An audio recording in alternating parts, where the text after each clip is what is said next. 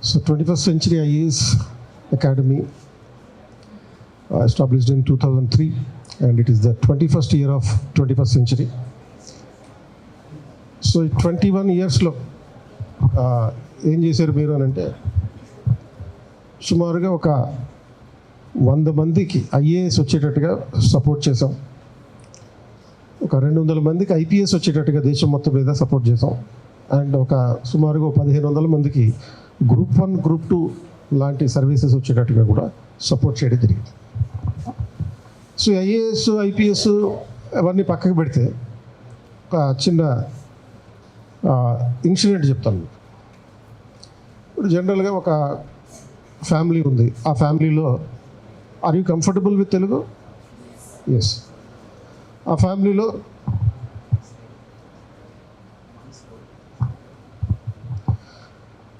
ఆ ఫ్యామిలీలో wife and husband, వాళ్ళకి 2 పిల్లలు. ఆ 2 పిల్లలు ఏజ్, ఒక అబ్బాయి ఏజ్ ఏమో 12 years, ఇంకొక అబ్బాయి ఏజ్ ఏమో 10 years. ఈ పిల్లలిద్దరిని ఆ పేరెంట్స్ బయటికి గెంటేశారు. ఇది మంచిదేనా? ఇలాంటి పనులు చేయడం మంచిదేనా? మంచిది కాదు. Scene reverse. ఒక ఇంట్లో 70 సంవత్సరాల ఫాదర్ ఉన్నాడు, 65 years ఒక మదర్ ఉంది, 35-38 years పిల్లలు ఉన్నారు. ఈ పిల్లలిద్దరూ ఆ పేరెంట్స్ని బయటికి గెట్టేశారు. ఇది మంచిదేనా? ఇప్పుడు ఫస్ట్ ఇన్సిడెంట్లో అలాంటి తప్పులు జరిగితే మనకి చట్టాలు ఉన్నాయి, పిల్లల్ని రక్షించడానికి సిస్టమ్స్ ఉన్నాయి. మరి సెకండ్ ఇన్సిడెంట్లో దీనికి ఏమైనా చట్టం ఉందా? పేరెంట్స్ని చూసుకోకపోతే అక్కడే మీరు చెప్పులో చెయ్యేశారు. దీనికి కూడా చట్టాలు ఉన్నాయి. 2007లో కేంద్ర ప్రభుత్వం, central government senior citizens protection act అనేది ఒకటి చేసింది. 2007 senior citizens protection act. So ఈ చట్టం ప్రకారం ఇట్లా పేరెంట్స్ని చూసుకోకపోయినా, వాళ్ళని ఇంటి నుంచి గెంటి వేసిన 3 years ఇంప్రిజన్మెంట్ ఉంటుంది. 3 సంవత్సరాలు మీరు కాబోయే మీ కాబోయే పెద్దవాళ్ళు మీరు పెళ్లి చేసుకుంటారు. పెళ్ళైన తర్వాత మీ పేరెంట్స్ని గెంటేసే అవకాశం ఉంది. దాన్ని చేయకుండా చాలామంది బాయ్స్కి చెప్తున్నాను, గర్ల్స్కి ముందే చెప్పేస్తున్నాను, మీ పేరెంట్స్ని అలా బయటికి గెంటేయకూడదు. గెంటితే ఏమవుతుంది? 3 సంవత్సరాలు జైలు శిక్ష. ఇప్పుడు సందర్భం లేకుండా ఇది ఎందుకు మాట్లాడుతున్నాం? గుర్తుపెట్టుకోండి, ఇది సీన్ కట్ చేద్దాం. ఇక్కడి నుంచి ఇటువైపు వెళ్తే మనకి ఆర్టీసీ క్రాస్ రోడ్ వస్తుంది, సంజయ్ థియేటర్ ఉంటుంది. సంజయ్ థియేటర్ ఏదైందో మనకు తెలుసు. సంజయ్ థియేటర్ పక్కనే 21st Century IAS అకాడమీ. అదే ఇటువైపు వెళ్తే ఏమొస్తుంది? రోడ్డు వస్తుంది, డెడ్ ఎండ్ వస్తుంది. ఆ డెడ్ ఎండ్ నుంచి రైట్కి వెళ్తే ఒక కలెక్టర్ ఆఫీస్ వస్తుంది. ఐఏఎస్ అయితే నువ్వేమవుతావు? కలెక్టర్ అవుతావు. మరి ఆ సీనియర్ సిటిజన్స్కి సంబంధించిన ఆ స్టోరీ ఇది రీసెంట్గా మన ముషీరాబాద్ నుంచి, ఈ ఆర్టీసీ క్రాస్ రోడ్ నుంచి ముందుకెళ్తే ముషీరాబాద్ వస్తుంది. ఆ ముషీరాబాద్లో ఒక ఇల్లు, ఆ ఇంట్లో ఈ సంఘటన జరిగింది. ఇది ఒక సీనియర్ సిటిజన్ కపుల్ని వాళ్ళ పిల్లలు బయటికి గెంటేసినటువంటి సంఘటన. ఎందుకు గెంటేశారు అంటే, ఆ పాత ఇల్లు అది, ఆ పాత ఇల్లుని అమ్మేద్దామని చెప్పి గెంటేశారు. అండ్ వీళ్ళని గెంటేస్తే దాన్ని అమ్మేస్తే నీకు ఎంత వస్తుంది? 2 కోట్ల రూపాయలు వస్తుంది తప్ప. మరి 2 కోట్ల రూపాయలు ఇంపార్టెంటా? 2 పేరెంట్స్ రేపు మాపో వెళ్ళిపోయే వాళ్ళు ఇంపార్టెంటా? 2 కోట్లు ఇంపార్టెంట్ లేదు.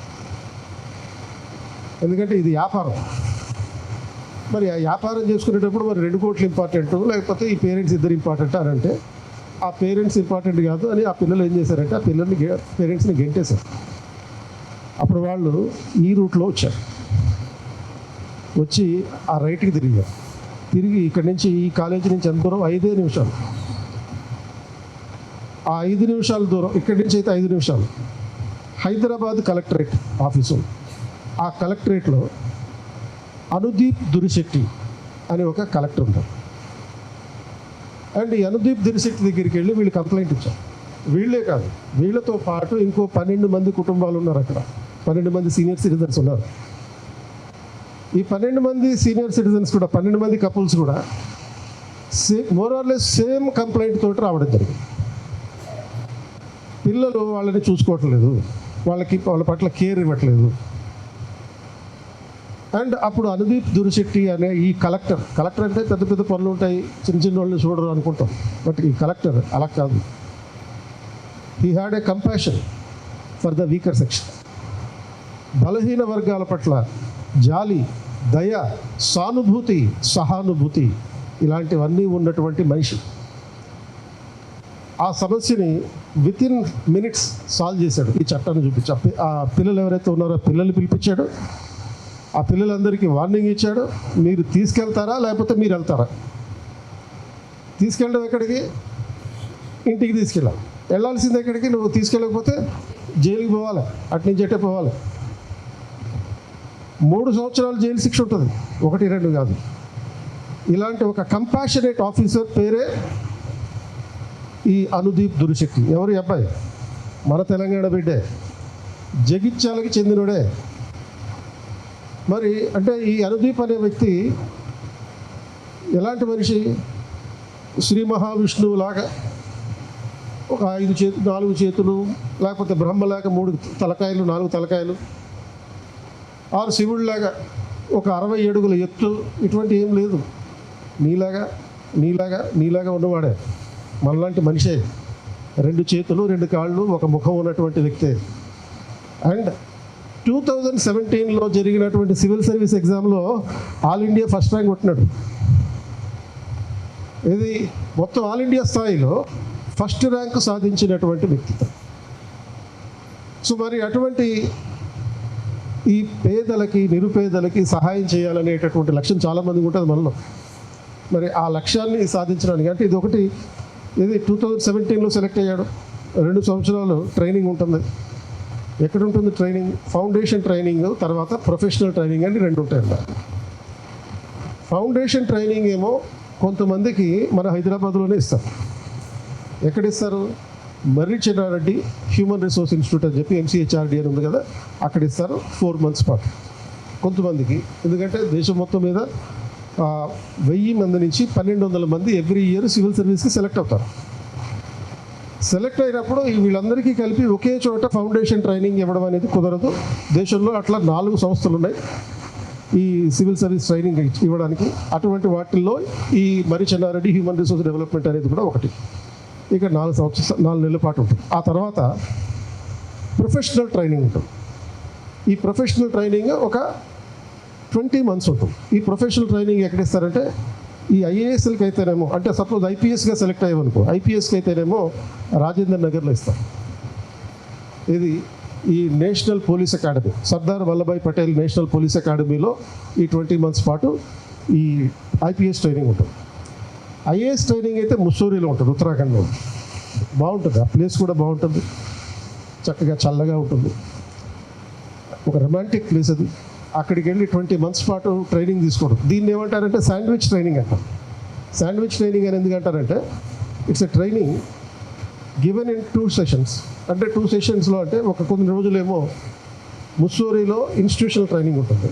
ఆ తర్వాత 9 months ఏమో ఫీల్డ్ లెవెల్ ట్రైనింగ్ ఉంటుంది. మళ్ళీ ఒక 3 months ఏమో మళ్ళీ ఇన్స్టిట్యూషన్కి వెళ్ళిపోయి ఫీల్డ్ లెవెల్లో నువ్వు ఏం నేర్చుకున్నావో దానికి సంబంధించిన కేస్ స్టడీస్ తయారు చేయాలి. సో ఇటువంటి ట్రైనింగ్ సిస్టమ్ అంటే మొత్తం 24 months ఉండేటటువంటి ట్రైనింగ్. ఈ 24 months ట్రైనింగ్ తర్వాత నీకు ఇందిరాగాంధీ ఓపెన్ యూనివర్సిటీ వాళ్ళు MA డిగ్రీ ఇస్తారు, పోస్ట్ గ్రాడ్యుయేషన్ డిగ్రీ ఇస్తారు. ఈ IGNOU నుంచి వస్తారు. In addition to the general training as a civil servant you will be receiving post graduation degree in public administration. Public అడ్మినిస్ట్రేషన్లో post graduation degree వస్తుంది. ఆ తర్వాత నువ్వు కలెక్టర్ అవుతావు. అంటే నీ కలెక్టర్ డైరెక్ట్గా కాకుండా సబ్ కలెక్టర్, జాయింట్ కలెక్టర్, ఆ తర్వాత కలెక్టర్. సో మన తెలంగాణలో జిల్లాల సంఖ్య పెరిగింది, డిస్ట్రిక్ట్స్ నెంబర్ పెరిగింది. ఇంతకుముందు 10 ఉండేవి, ఇప్పుడు 32, 33 జిల్లాలు అయినాయి. కాబట్టి ఏమైంది అవకాశం? ప్రస్తుతం ఉన్నటువంటి అవకాశం ఏంటి అంటే నువ్వు చాలా స్పీడ్గా కలెక్టర్ అయిపోయే అవకాశం. ఇప్పుడు 2017లో సర్వీస్ వచ్చింది, 2019లో అలా అతనికి కంప్లీట్ అయిపోయింది, ట్రైనింగ్ కంప్లీట్ అయిపోయింది. And in just a span of 6 years now he is the district collector in Hyderabad. So career in the civil services అనేది చాలా అట్రాక్టివ్ ఉంటుంది. ఒక కలెక్టర్ సింపుల్గా చెప్పాలంటే ఒక మకుటం లేని మహారాజు లాంటి వాడు.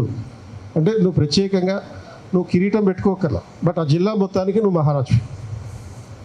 అండ్ మహారాజా అంటే ఏదో ఒక దివాన్ కాటేసుకుని నోట్లో హుక్కా పెట్టుకుని వెనకాల ఇద్దరు ఊపుతూ ఉంటే ముందర ఒక అమ్మాయి డ్యాన్స్ వేస్తుంటుంటే అండ్ ఎస్ఎస్ తమన్ దానికి మ్యూజిక్ కొడుతూ ఉంటే అది కాదు మహారాజ్ అంటే. Maharaja is the one who is looking after the welfare of the people. వాళ్ళని మహారాజ్ అంట. ఆ పాత మహారాజులు పోయారు. ఇప్పుడు పబ్లిక్ సర్వెంట్స్, ఇప్పుడు ఉన్నటువంటి మహారాజులు ఎవరంటే public servants, civil servants. They are the servants of the citizens. మరి ఇటువంటి మహారాజు స్థాయిలో ఉండేటటువంటి వాళ్ళు చేసే పనుల్లో మీకు ఒక ఎగ్జాంపుల్ చెప్పాను అంతే. ముషిరాబాద్లో ఉండేటటువంటి నిరుపేదలైనటువంటి ఇద్దరు తల్లిదండ్రులని వాళ్ళకి మళ్ళీ ఒక సపోర్ట్ సిస్టమ్ని క్రియేట్ చేయడం జరిగింది. సో మనలో ప్రతి ఒక్కరిలోనూ ఇటువంటి సర్వెంట్ ఒకడు ఉంటాడు, మన మనసులో దాక్కుని ఉంటాడు. ఆ మనసుల్లో ఉన్నటువంటి ఆ సర్వెంట్ని బయటికి తీసుకురావాలి. దానికి ఒక సిస్టమ్ క్రియేట్ చేయాలి. క్రియేట్ చేసి దానికి ఒక మార్గం చూపించాలి. ఆ మార్గాన్ని చూపించి ఆ సివిల్ సర్వెంట్ ప్రజలకు ఏ విధంగా సేవ చేయగలుగుతాడు అనేటటువంటి పర్స్పెక్టివ్ని తీసుకురావాలి. So this bringing this perspective into operation. Perspective is the theory and making the things happen is the operation. Converting the perspective into the operation is possible through the civil service. ఈ civil service exam రాస్తే ఒక్క exam తోటి మీకు 21 సర్వీసెస్కి eligible అవుతుంది. 21 services. అందులో IAS ఉంది, IPS ఉంది, తర్వాత ఇండియన్ రెవెన్యూ సర్వీస్ ఉంది. ఇప్పుడు మన రామ్ చరణ్ ఉన్నారు. రామ్ చరణ్ ఐపీఎస్ చేశారు, అవునా కదా? ధృవ సినిమాలో ఆయన చేసిన ఉద్యోగం ఏంది? ఐపీఎస్. ఐపీఎస్తో సరిపెట్టుకోలే ఆయన. ఇప్పుడు రాబోయే ఐఏఎస్ అవుతున్నాడు ఆయన. ఎప్పుడు గేమ్ చేంజర్లో ఐఏఎస్ అయిపోతాడు. అంటే ఒకవేళ నీకు ఈ ఎగ్జామ్ రాసినప్పుడు Indian revenue service, Indian postal service, Indian railway service, ఇటువంటి చిన్న చిన్న సర్వీసులు వచ్చినాయనుకో, నువ్వు సాటిస్ఫై అయిపోక్కర్లేదు. మళ్ళీ నువ్వు ఎగ్జామ్ రాయొచ్చు. ఎగ్జామ్ రాసి మళ్ళీ ఐఏఎస్ అవ్వచ్చు. సో అట్లా నీకు ఎన్నిసార్లు రాసే అవకాశం ఉంది. సపోజ్ నువ్వు జనరల్ కేటగిరీ అనుకో, నువ్వు 6 times అటెంప్ట్ ఇచ్చే అవకాశం. నీకు ఎస్సీ ఎస్టీ రిజర్వేషన్ ఉందనుకో, నీకు లిమిట్ లేదు. ఓబీసీ రిజర్వేషన్ ఉందనుకో 9 times ఎగ్జామ్ రాయొచ్చు. ఎంత ఏజ్ వచ్చే వరకు రాయొచ్చు? 21 is the minimum age. As soon as you finish your graduation you will B 21.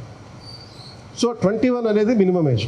మీరు ఫైనల్ ఇయర్లో ఉండగానే ఒకవేళ 21 years ఏజ్ ఉంటే, కంప్లీట్ చేసి ఉంటే, మీరు అప్పుడే ఎగ్జామ్కి అటెంప్ట్ ఇవ్వచ్చు.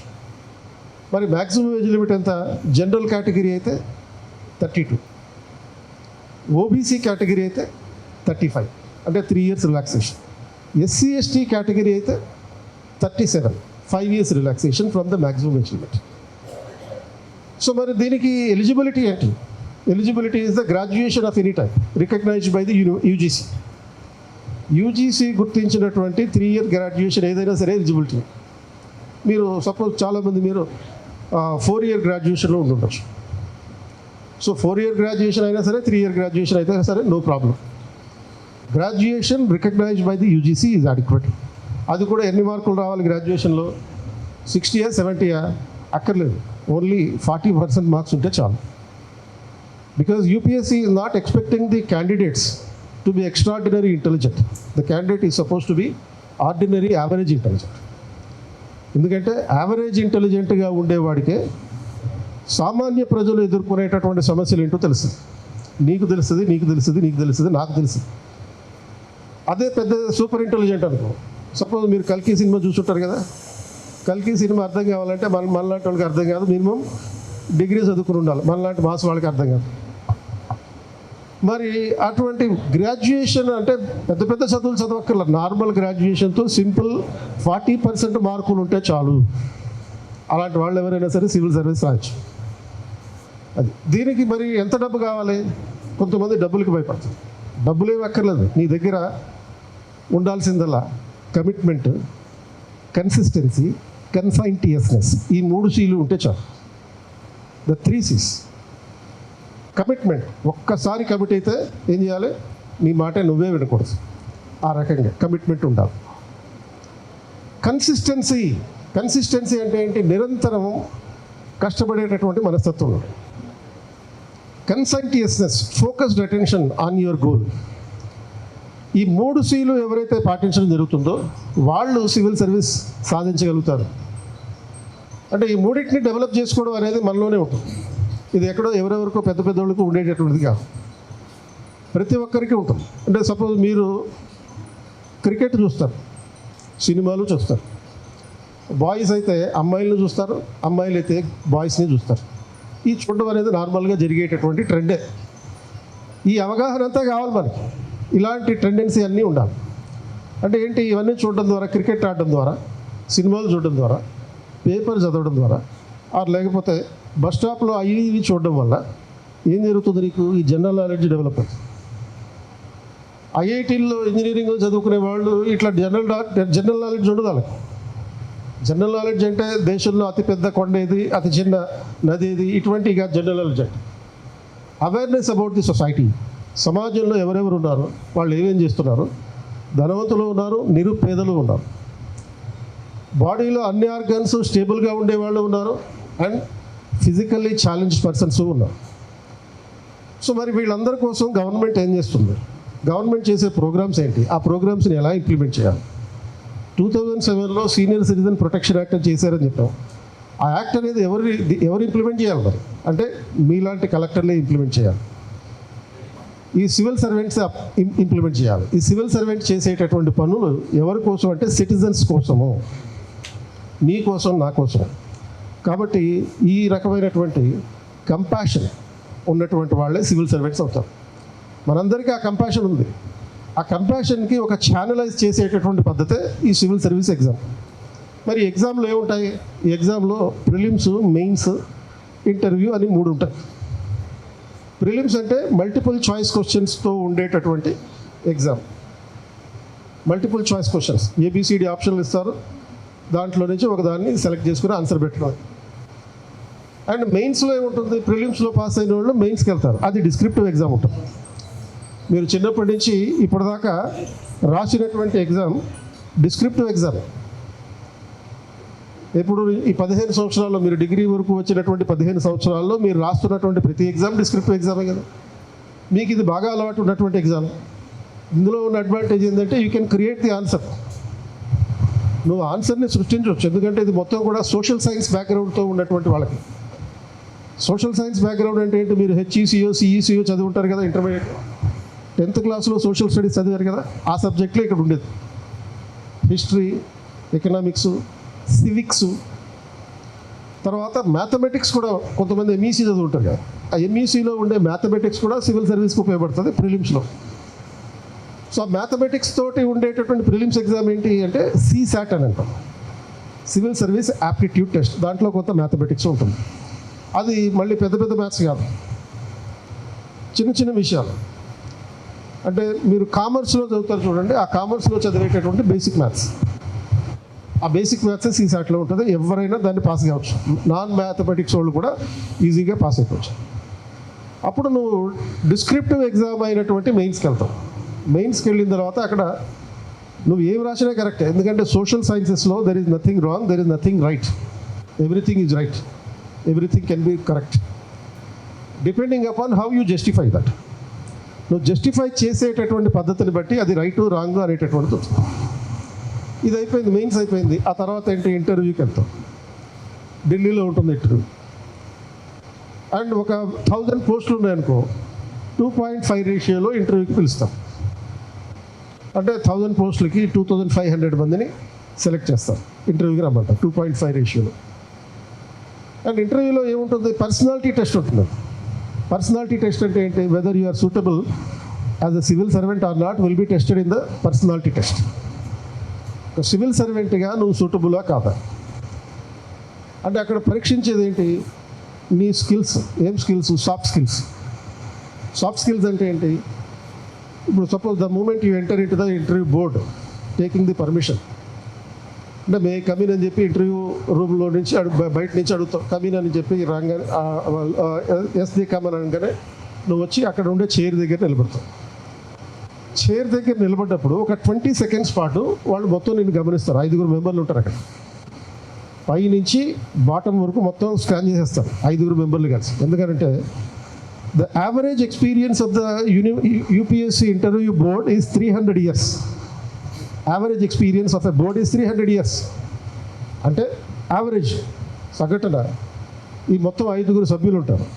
5కి సంబంధించినటువంటి ఏజ్ ఎక్స్పీరియన్స్ 300 ఇయర్స్ అంటే మీనింగ్ ఏంటి అంటే ఒక్కొక్కరు కనీసం 60 ఇయర్స్ ఆ ప్లస్ ఉంటారు అక్కడ ఇంటూ 5 అంటే వాళ్ళ మొత్తం ఎక్స్పీరియన్స్ ఎంత 300 years age against 21-22 year old boy or girl. అంటే చాలామంది అంటారు కదా 30 నిమిషాల్లో వీళ్ళు నీ పర్సనాలిటీని అంచనా వేయగలుగుతారా? మరి 300 సంవత్సరాల వయసు వాళ్ళ అనుభవం, నువ్వేమో 22 ఇయర్స్ వేయగలరా లేదా? ఈజీగా 5 times more than your experience that the interview board is having. 5 రెట్లు నీ వయసు కన్నా 5 రెట్లు ఎక్కువ ఎక్స్పీరియన్స్ ఉన్న వాళ్ళు అక్కడ ఉన్నారు. కాబట్టి అరగంట కాదు 20 సెకండ్లు చాలు మొత్తం నిన్ను స్కాన్ చేసేయడానికి. 30 నిమిషాలు నేను అక్కడ కూర్చోబెట్టి మాట్లాడతారు. ఈ 30 minutesలో వాళ్ళు అడిగే ప్రశ్నలు ఏంటి అంటే హిమాలయ పర్వతం ఎంత ఎత్తుంది అడగరు. ప్రపంచంలో అతి పొడవైన నది ఏంటి గురించి కూడా అడగరు. భారతదేశంలో అతిపెద్ద నది ఏంటి అసలు అడగరు. అల్లు అర్జున్ని ఏ సెక్షన్ కింద అరెస్ట్ చేశారు అడగరు. ఇవన్నీ ఏంటి ఫ్యాక్చువల్ ఇన్ఫర్మేషన్ అన్నమాట. So they will not ask anything about the factual information. They will ask the questions only about your ability to make the decisions.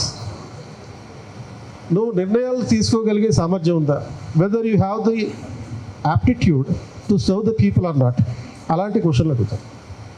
ఇప్పుడు నువ్వు ఈ ఇంటర్వ్యూకి వెళ్ళేటప్పుడు డీటెయిల్డ్ అప్లికేషన్ ఫామ్ అని చెప్పి ఒకటి ఇస్తావు. ఇచ్చినప్పుడు దాంట్లో నీ పేరేంటి, మీ పేరెంట్స్ ఏం చేస్తారు, నువ్వేం చదువుకున్నావు, నువ్వు ఏ కాలేజీలో చదివావు, అది ఎక్కడుంది, లక్డీ కప్పుల్లో ఎక్కడుంది, ఈ డీటెయిల్స్ అన్నీ ఉంటాయి. నీ డిగ్రీలో ఎన్ని మార్కులు వచ్చినాయి, అండ్ ఆ తర్వాత నీ హాబీస్ ఏంటి, ఇలాంటి విషయాలనే క్వశ్చన్లు అడుగుతారు. The question they ask will be about all these personal details. So నీ గురించి నీకన్నా బాగా ఎవరు ఎక్కువ బాగా చెప్పగలుగుతారు, నువ్వే బాగా చెప్పగలుగుతావు. కాబట్టి అటువంటి బేసిక్ ఇన్ఫర్మేషన్ ఉండేటటువంటి అంశాలే క్వశ్చన్ రాడు. సో కాబట్టి ఎవరైనా చేయగలరు, మీలో ఎవరైనా చేయగలరు. మోర్ స్పెసిఫికల్లీ సపోజ్ మీరందరూ కూడా మ్యాక్సిమం కామర్స్ చదువుకున్న వాళ్ళు, అండ్ మరి కామర్స్ అనేది more suitable to the civil service exam.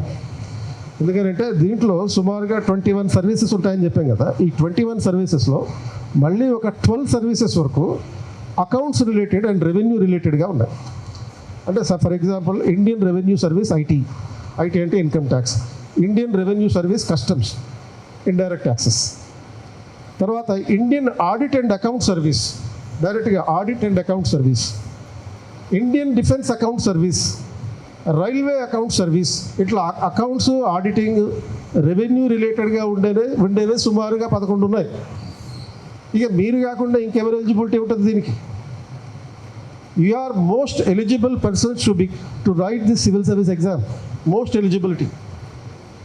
కాబట్టి సివిల్ సర్వీస్ ఎగ్జామ్ ఇవన్నీ పెద్ద పెద్ద విషయాలు మనకు ఎందుకులే అనుకుంటే ఒకటి మాత్రం చేయండి, అట్లీస్ట్ 1 year పాటు ప్రిపేర్ అవ్వండి.